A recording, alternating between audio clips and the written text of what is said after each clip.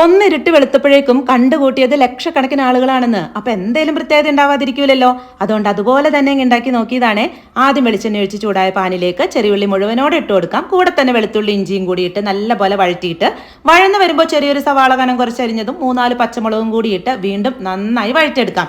എല്ലാം കൂടെ വഴന്ന് വരുമ്പോൾ ഇതൊരു സൈഡിലേക്ക് മാറ്റിയിട്ട് 1 ടീസ്പൂൺ മഞ്ഞൾപ്പൊടി, 1.5 ടേബിൾ സ്പൂൺ കാശ്മീരി മുളക് പൊടി, 1 ടേബിൾ സ്പൂൺ മല്ലിപ്പൊടി ഇത്രയിട്ട് ലോ ഫ്ലെയിമിലിട്ട് വറുത്തെടുക്കാം.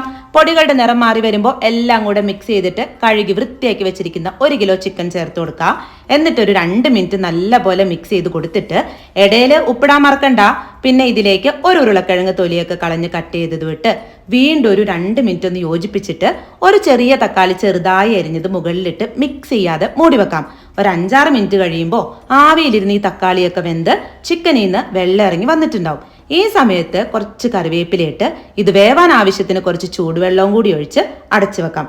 വെന്ത് കഴിഞ്ഞാൽ ഇതിലേക്ക് 1 കപ്പിന്റെ അടുത്ത് നല്ല കട്ടി തേങ്ങാപ്പാൽ ഒഴിച്ച് ഒരിത്തിരി കുരുമുളക് പൊടിയും ഗരം മസാല ഇട്ട് ലാസ്റ്റായിട്ട് കുറച്ച് വെളിച്ചെണ്ണയിൽ കടുകും ചെറിയുള്ളിയും വറ്റൽമുളകും കറിവേപ്പിലയിട്ട് താളിച്ചൊഴിച്ചാല് ഷെഫ് പിള്ളൈ സാറിന്റെ അവരുണ്ടാക്കുന്ന അതേ സ്റ്റൈലിലുള്ള അവരുടെ റെസ്റ്റോറന്റിൽ കിട്ടുന്ന സെയിം സാധനം അടിപൊളി ടേസ്റ്റ് ആണ് കേട്ടോ. എല്ലാവരും സെറ്റാക്കി.